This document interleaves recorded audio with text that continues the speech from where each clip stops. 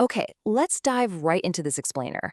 We're going to uncover why some of our absolute favorite thrills are actually driven by something we usually try everything in our power to avoid. We often think of unwinding as just kicking back on the couch, but honestly, a lot of us crave something a bit more active, a real experience. Think about what you do when you really want to break out of your daily routine.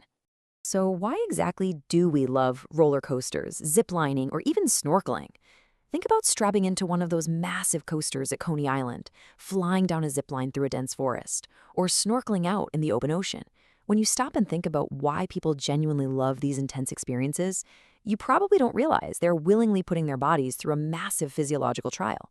I mean, none of these activities are relaxing by any stretch of the imagination, right? Well, the surprising answer is we love them because of stress. Yeah, you heard me right. Stress. Getting your adrenaline pumping during these wild activities is technically a full-blown stress response. Your body is quite literally freaking out, yet we still thoroughly enjoy it. And strangely enough, we usually feel amazing afterward. Which really begs the question, are there times when a little stress is actually good for us? That brings us to section 1, chronic versus acute stress. To make sense of this whole paradox, we really have to distinguish between two completely different types of stress. Now, we all know chronic stress. That's the long-term, unrelenting pressure that's linked to severe health issues like depression, heart disease, obesity, and high blood pressure.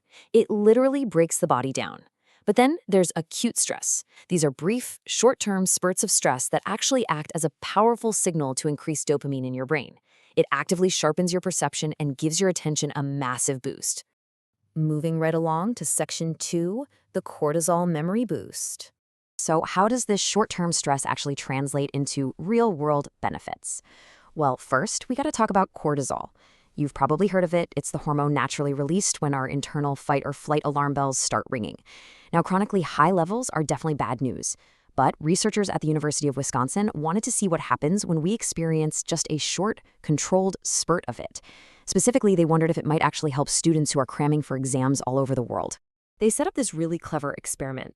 They administered varying doses of cortisol to the participants, either a placebo, a 20 milligram dose, or a 40 milligram dose. Immediately after getting the dose, these folks were asked to memorize a list of words. Then, to see who actually remembered what, they brought everyone back for a pop test 2 full days later. The results were absolutely fascinating. The group that received the 20 milligram dose, which basically simulates a moderate short-term burst of acute stress, actually had the highest word recognition performance out of everyone. They totally outperformed the placebo group, and get this, they even beat the group that took the heavier 40 milligram dose. It's like a Goldilocks effect, perfectly proving that just the right amount of stress actually helps us learn and lock in new information. Which perfectly sets up section 3, stress brings us together. Beyond just boosting memory, scientists were super curious about something else. Do small bursts of stress push us apart, or do they actually bring us closer together? To figure this out, they put subjects through an absolute gauntlet of stress-inducing tasks. We're talking public speaking, stressful job interviews, and maybe the worst of all, verbal math. I mean, just thinking about doing math out loud is enough to get my heart racing. After putting them through that ringer, the researchers measured these subjects' pro-social behaviors. Basically, they were looking for actions that are cooperative, open, trustworthy, and giving towards other people. They then compared how these stressed-out participants acted against a control group who had just been chilling and hadn't been stressed at all. And the outcome? Mind-blowing. Astonishingly, the stressed participants were much more trustworthy and significantly more likely to share during a game where they actually had to choose between competing or cooperating to win money. Instead of getting selfish and hoarding the cash, the stress made them cooperative. And this isn't just some neat little lab trick. It perfectly mirrors how real-world communities respond to disasters. Research consistently shows that after a natural disaster, people naturally become more cooperative, open, and giving. Acute stress truly acts like a glue that brings communities together. Okay, let's wrap this up with section 4, reframing your stress. So, what's the big takeaway here?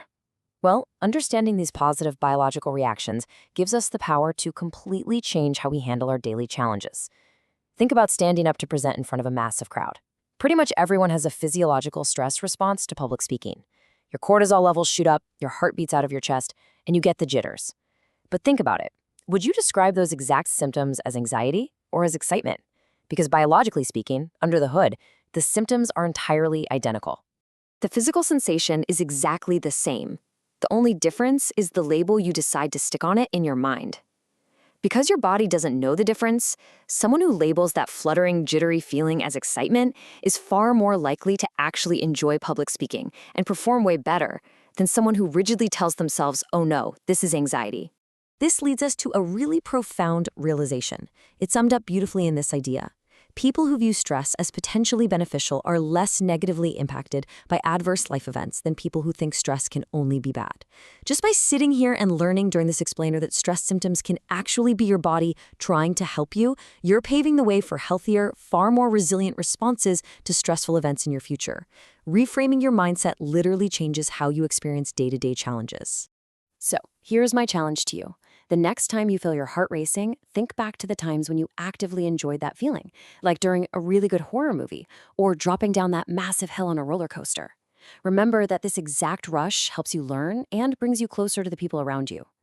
Instead of focusing on the negatives or getting stressed out just about being stressed, ponder this. How are you going to reframe these feelings and use them as fuel today? Take that physiological rush, call it excitement, and use it to your absolute advantage.